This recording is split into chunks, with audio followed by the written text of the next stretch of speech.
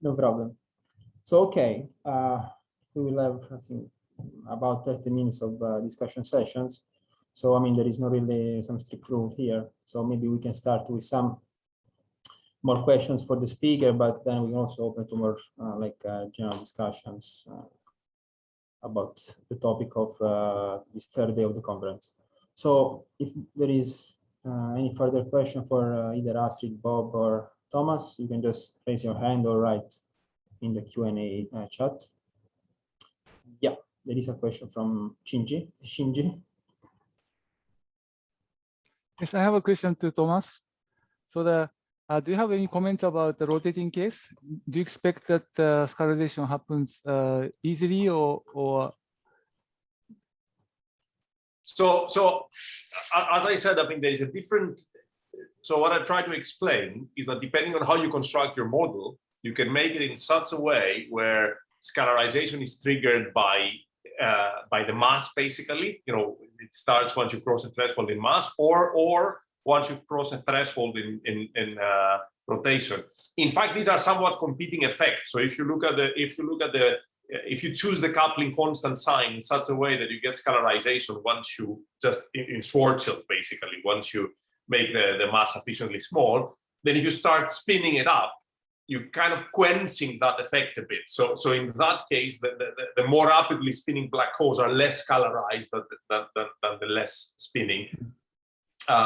Whereas in the case where you make the Schwarzschild stable, basically, and it's only Kerr that becomes tachyonically unstable, then you just scalarize rapidly spinning black holes. The one thing I should though again stress is that what I'm talking about only controls the threshold. So you know the way this works is you determine this way how when the instability happens, and hence you say, oh, this kind of black holes will have some hair, but then how much hair it has is actually controlled by other terms which are non-linear, and hence you could actually envisage a situation where you construct your model such that it acquires more or less hair depending on the non-linear corrections. I see. Yes. Yeah, in the case of usual, scalarization due to non-linear coupling, I think so the shape of the object matters, if I remember correctly. You mean the Damour-Esposito-Farese case? Yeah. So so compared to spherical symmetric case, if we consider say planar symmetric case, then the scalarization happens much easier. I think it might be the case for stars. I mean, in stars also, in the Damour-Esposito-Farese case, a rotation tends to enhance scalarization. So it depends on how basically the terms contribute to the curvature, right? I mean, and in a sense, in a star, the Ricci scalar, which is what contributes to the effective mass, depends on the energy density, the pressure, and all that stuff of the star. So it depends on the equation of state, the internal structure, and all that stuff. Black holes and things are a bit simpler if you're looking at just at the threshold, because the background is just a black hole GR. But all of this stuff that you're talking about will, I think, come into the nonlinear corrections, because as you start deviating from GR, and this is what is controlling the instability, the details start mattering. Yeah. I see. Yeah. Thank you. Stefano? Yeah, this might be, hi Thomas. This may be a stupid question, but I just stimulated by what just Shinji said. I mean, what happens if you have a scalar air in a rotating solution which has an ergo region? Why is the ergo region able somehow to amplify? I mean, can you have some kind of things related to superradiance due to the scalar air? I mean, in principle, you could. So the instability I'm talking about is distinct from the superradian instability, right? Yeah, I mean, if you study that at the linearized level, you can see that. I mean, you can see the features of the instability basically, and that tells you that it is distinct. But once you form, a cloud around it, you could, I suppose, ask yourself whether superradiance can also come into the game. and you can have a combined effect. I mean, this is something this is something we're discussing back then, but we never, got a non-linear evolution code going to see if that would happen. Okay. Because then you'd have to actually do perturbation theory around the scalarized. Yeah. Of course. Yeah. So I don't know the answer, but I mean, it is not inconceivable that once you start forming a cloud, superradiance also comes into the game and you get a combined effect. I mean, it would have to come from different regions because superradiance needs, the tachyonic instability is a negative effective mass square. Superradiance is the positive effective mass square. And the mass changes sign from one part of the space-time to the other. So it could be that you have both instabilities at play. Yeah, interesting. Thank you.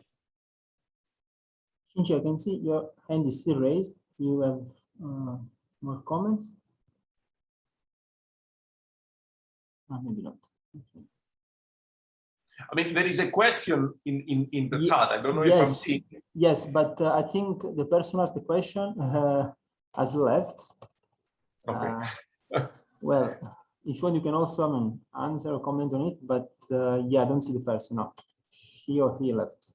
No. Okay. I mean, in case of anybody else has read the question and is wondering, I mean, the stability properties of these solutions depend on the nonlinear terms and the final properties of the object, as I said. So in a sense, if they can be stable or unstable, depending on how I construct the nonlinear kind of completion of the theory. If I look only at the terms that contribute to the onset of the instability, this is an instability of the GR solution, basically. Obviously, the final solutions, the end point of that instability, which is the scalarized black hole, can be stable, but that depends on the properties of your theory. I mean, in certain cases they are stable, in certain cases they are unstable. So this would impose constraints basically on how you could construct your theory, because you obviously want the final black hole to be stable. Aaron? Yeah, I was just interested following up on that. So when you say the final state will or will not be stable depending on those terms, do you know that? And if so, by what means? Yeah. People have performed some first calculations on at least radial stability of the scalarized black holes. And in certain examples of scalarized black holes that have been found, they found them to be radially unstable. In others, they found them to be radially stable. Right, and you can, in a sense, that relates very strong. And if you compare the two cases, it relates very strongly on how nonlinear interaction come into play to quench the tachyonic instability and the properties of the final black hole, how much charge it carries, and all that stuff. So that's what I mean. I mean, I had slides about this, but I don't want to share my slides again and create havoc. But the point is, I think the key message here is that the onset of the instability is kind of universal and controlled by a few terms, right? The properties of the final solution is very sensitive to the nonlinear interactions, and hence also so is the properties of the final object. So that can actually impose, that is what will impose constraint from observations or from stability. That it's the nonlinear completion in a sense that is constrained, rather than the linear theory. Thanks.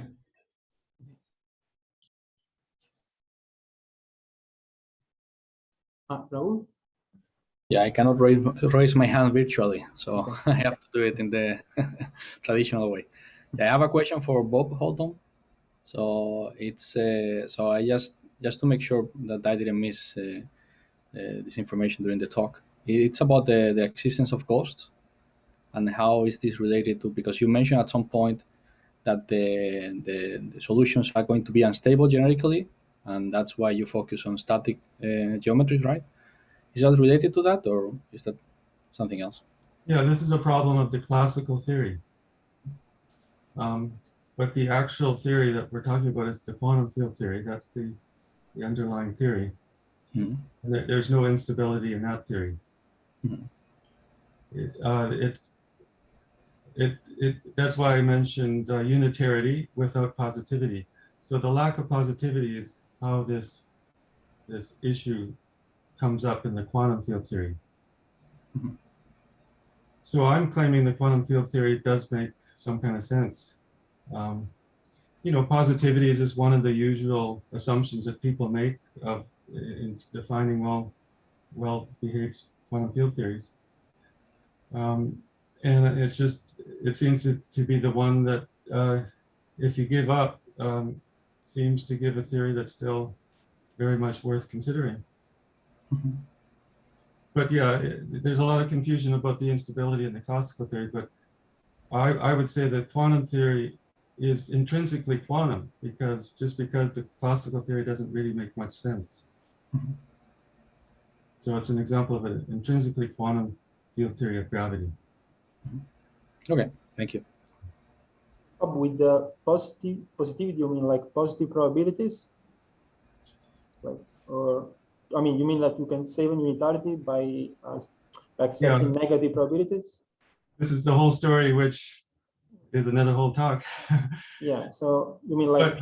But basically, yeah, the degrees of freedom that I'm talking about in the perturbative theory are not necessarily physical in the sense that they're not necessarily asymptotic states of the theory.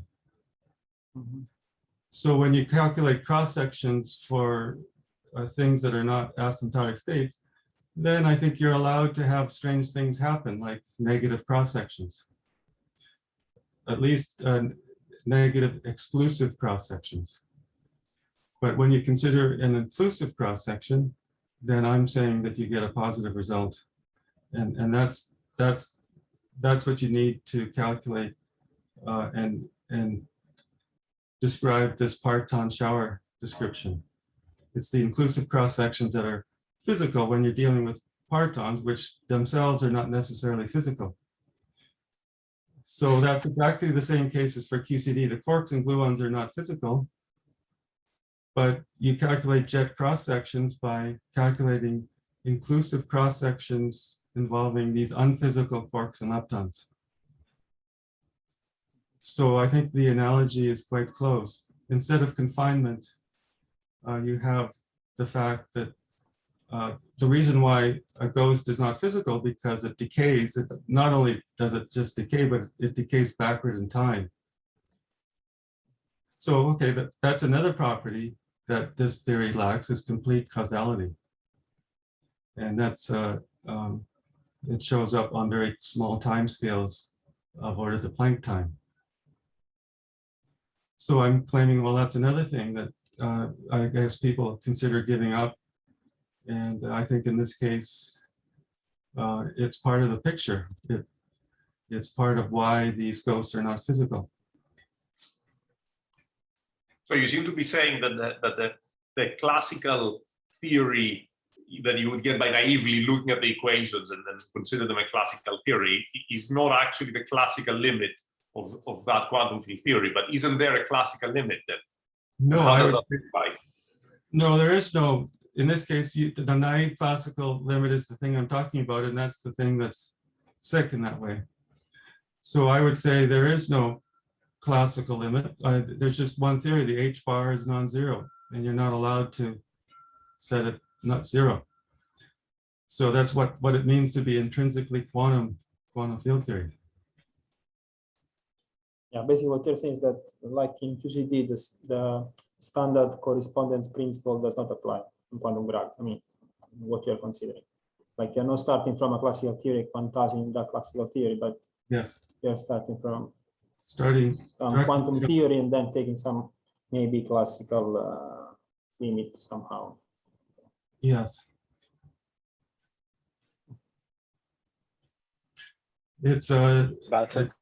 It's hard to swallow, I know. Well, because the things coming up, imagine you have a collapse of a very large amount of matter, to cross the horizon and form an object which is black hole-like. If you have million solar masses, you reach the density of the water. So it seems to me that you can produce. I don't see what is the mechanism, because it's basically, in a sense, your proposal, if I understand, it's like philosophical. I mean, the fuzzball, in the sense that there is no classical region beyond what we call horizon. There is no horizon. There is something that's stretching a little bit outside, And whatever is inside is actually a solution of a theory which is fully quantum. There is no notion of classicality inside it. But you see, the problem I have with that is that I don't know how dynamically you can arrive at a situation like this by the collapse we see, for example, in astrophysics. Well, I was saying that in the deep interior, it is approaching a good classical description because of the asymptotic freedom. So it's a little unusual that in these ultra-Planckian curvature regime, then it does go over more to the classical theory. But to your other point, that's why I brought up this analogy with quark matter. I mean, you can have a huge region of quarks spread out, and you bring them closer and closer. It's still a very large object, but all of a sudden, the whole thing will convert into quark matter. And so all of a sudden, you're exciting the strong QCD scale degrees of freedom all at once. So it's not something you would expect by just looking at the low energy theory.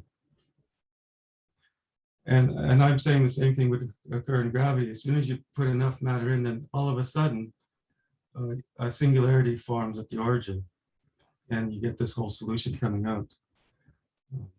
Because all of a sudden, the theory realizes that there's a better state where suddenly you turn on the mass of gravity degrees of freedom, and suddenly the theory finds a better state to be in, and it knows how to do that. So you have a picture where the collapse generates an horizon, goes toward the singularity. When you reach the singularity regime, you set the new solution. No, I'm saying that a horizon never forms. It can jump right into this 2-2 hole solution, which has its own time-like singularity, totally unrelated to the black hole singularity. This can happen on a huge scale, scale. You can have it. You see what I mean? It's totally macroscopic. Yeah, well, that's why I brought up the QCD example, because that's totally macroscopic too. In the case of the QCD example, you have a different parameter that drives the phase transition, right? So in the classical gravity, or in the gravity case, it's not so clear what would be a parameter that drives you across a phase transition. At least to me, that's not clear. So I'm not quite sure about the analogy, right? Because I mean, in QCD, you really have a non-trivial phase diagram, and you can go to high densities or high temperatures. And the length scale of the system, that's not the relevant quantity to consider. It's just the parameters that actually trigger the phase transitions in the phase diagram. So I'm not sure that I understand the analogy that really applies here. Well, I'm only talking about large density on any length scale. So arbitrarily large, a large region in space filled up with quarks.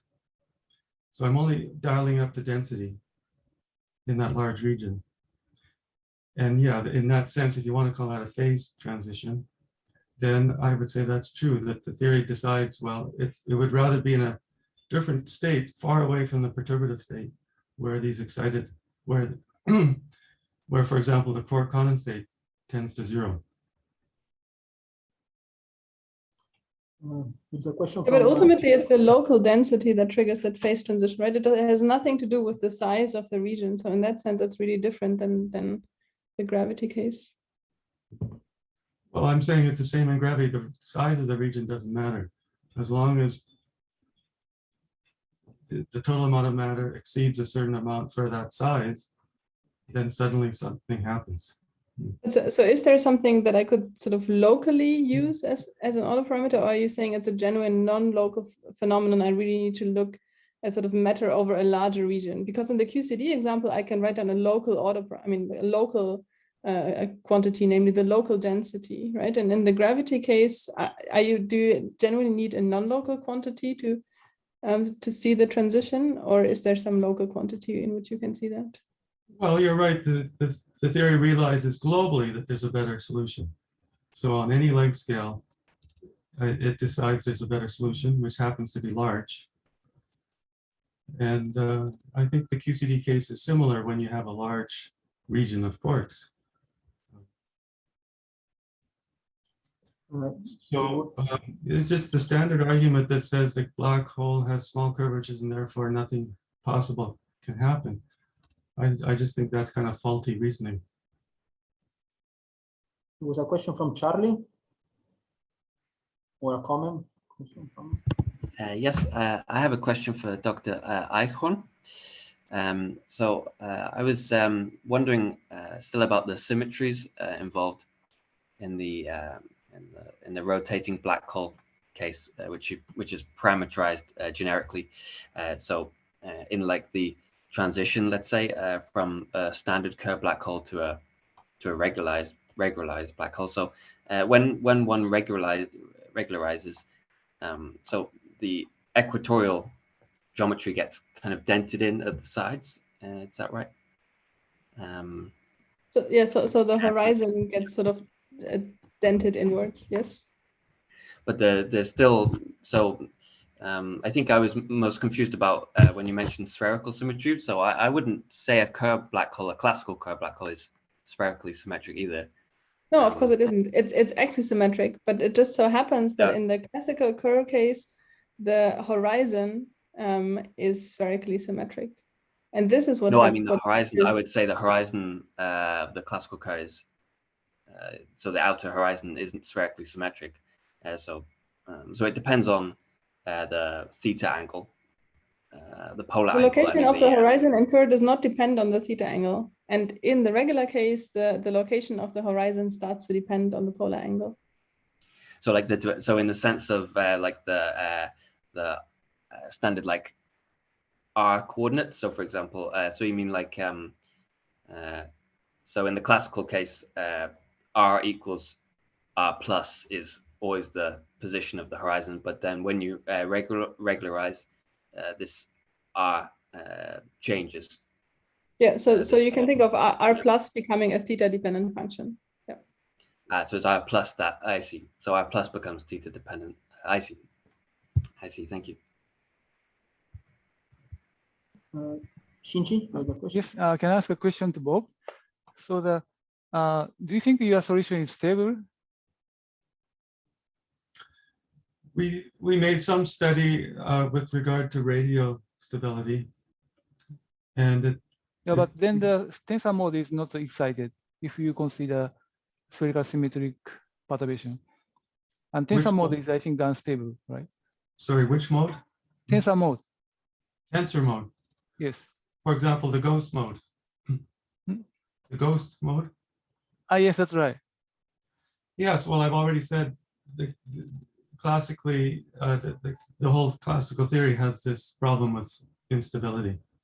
Yes. But the classical theory is not the actual theory we're talking about. Okay. And the QFT has no instability. So something else shows up so I've said this thing is a very hot object full of a relativistic gas, right?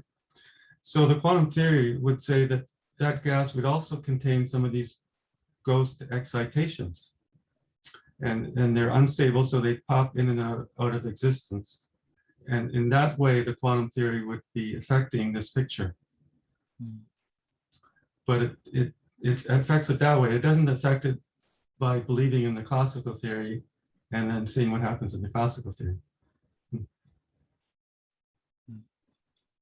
I see. Yeah, thank you. Yes. Yeah, interesting.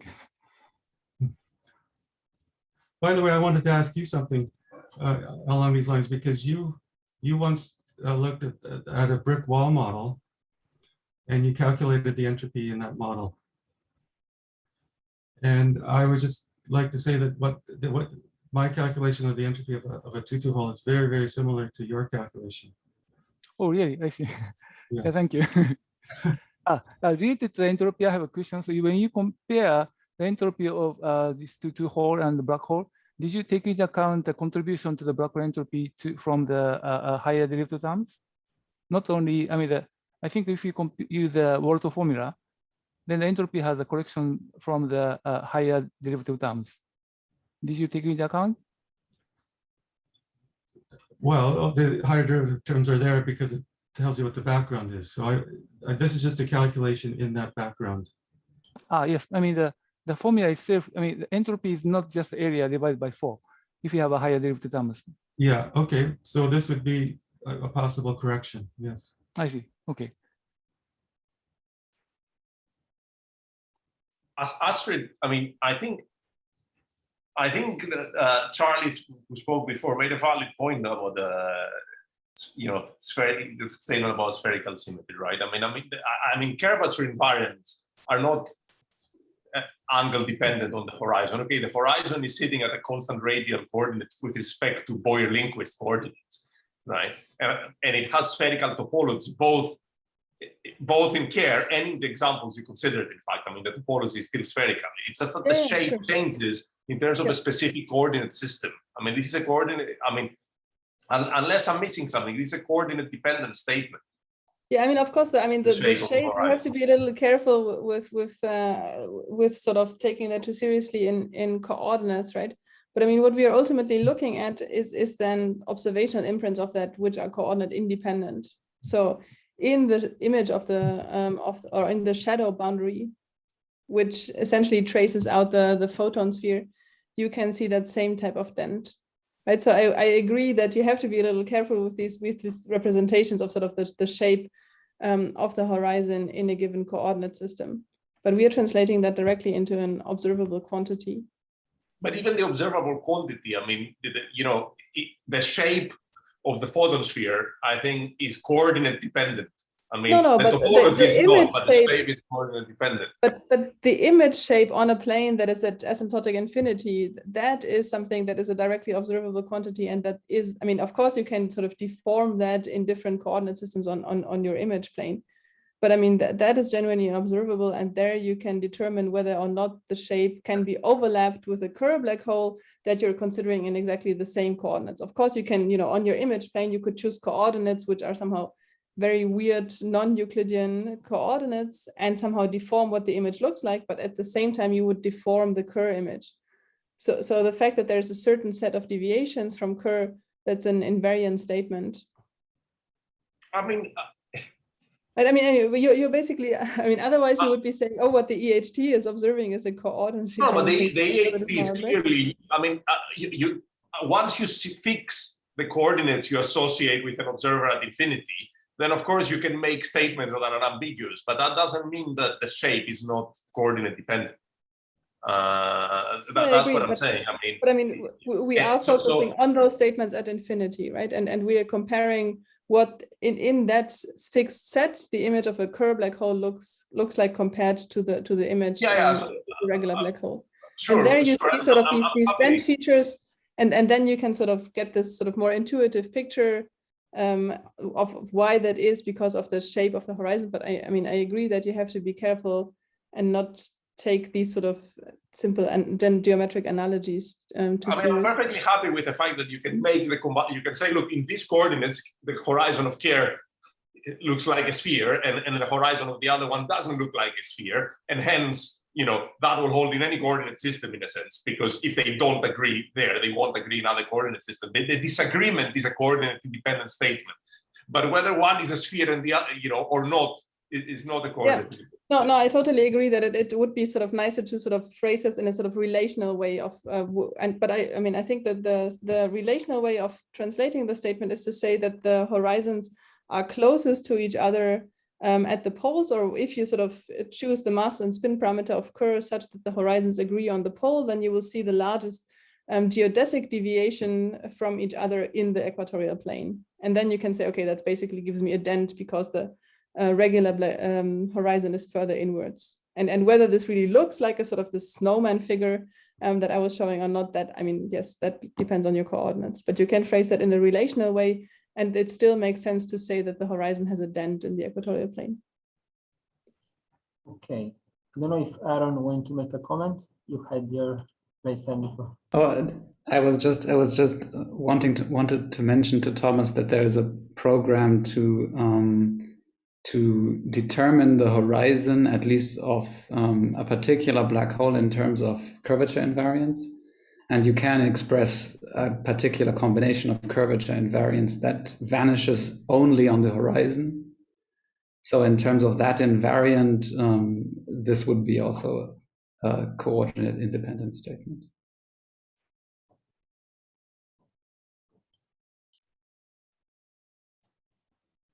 Shinji, please. So I have a question to Thomas. So that I think you have something like effective theory of scalarization with several terms. And one of them, I mean, looked like d mu phi times curvature. Yeah. And did you include a counter term? Sorry, this is a kind of technical question. And A counter term in which sense? yeah, in the sense of Horndinsky. It is a Hordensky term. Ah, I mean, okay, so you have a counter term. It is by itself a Hordensky term. I mean, Yeah, counter term is like counter term is like box phi square minus I forgot d mu phi d mu phi square. I mean, this term is a divergence. Yeah, because it's a total divergence away from G mu grad phi, which is what you usually have in Hordensky. Okay, okay, yep. So it is second order as it is. I mean, I see. And that term is important for scalarization. That term cannot cause scalarization because it doesn't, you know, without the other terms, it doesn't lead to an effective mass. It's just a correction to the box. But if you have the other terms, that term can control the threshold because obviously the effective mass is not controlled only by what multiplies phi squared. It's also controlled by the box operator, right? The effective metric that is in the box operator. I understand. Yeah, thank you. Also, I have another question. So when you at the beginning of your talk, I think you talked about hairy black hole solutions and no hair theorem. And do you consider stealth solution as a hairy solution or not? I mean, you mean the time-dependent ones? Metrically the same. Yeah, metrically the same, but the gradient of scalar is non-vanishing and time-like. And yeah, I mean, so I mean, I did actually cite some of them. When I mentioned the theorem about by Hui and Nicolis and the various exceptions, I did mention one of the stealth solutions, which is by Babitsev and Harmousis and so on and so forth, where they assume that the gradient is time independent, but the field is time dependent, and then I mean, there is a question I think of stability about the stealth solutions, but I don't entirely remember actually. I think stability, not stability, but I think strong coupling is a problem. Because the sound speed vanishes and the strong coupling scale goes down to 0. Yeah. But we can include higher derivative terms like K24 term to raise the cutoff. Okay. And then it's okay. If the gradient is time-like, if it is gradient is space-like, then as far as I know, there is no way to save it. But, yeah, I mean, and then there is also the question of asymptotically what controls that time dependence of the scalar, right? I mean, is that? Yeah, I think cosmological solution. Yeah. Yeah. Okay. Yeah. Thank you. Thanks. Okay, so we are 15 minutes beyond the scheduled time, but if there is any other question or comment, you can make it. Otherwise, we can close the session here. So, okay, I didn't see any other question or comment. So yeah, I would like to thank again all the speakers of this session, all the people who asked questions. And we will meet again tomorrow morning at, well, tomorrow, depending morning or afternoon or evening, depending where you are, at 1 p.m. Central European summertime. Okay.